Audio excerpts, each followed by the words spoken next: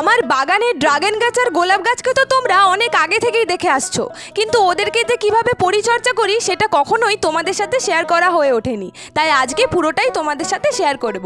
তাই জন্যে বাবাকে প্রথমে নিয়ে চলে গেছি বাগানে। বড় কোদাল দিয়ে দেখছো যে বাবা ড্রাগন গাছ আর গোলাপ গাছের মাটিগুলোকে গোল করে কুপিয়ে দিয়েছে।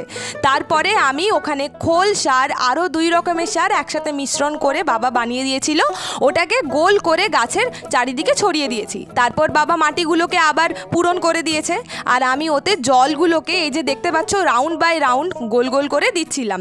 কখনোই এটা খেয়াল রাখতে হবে যে গাছের গোড়াতে যেন ওই সারগুলো না দেওয়া হয়, তাতে গাছ কিন্তু মরে যেতে পারে। আর দেখো বাগানে আমার পেয়ারা গাছগুলোতে কত সুন্দর পেয়ারা এসেছে, কিন্তু জানো তো এই লেবু গাছটাতে ফুল এসেও ঝরে যাচ্ছে। কি যে সার দেবো বুঝতে পারছি না, তোমরা জানলে একটু জানিও তো প্লিজ। আর এই যে দেখো বেল গাছেও কত সুন্দর ফুল এসেছিল, এতেও তো খোল দিয়েছিলাম। আর এই যে জবা গাছের কুঁড়িও ফুটে গেছে কত।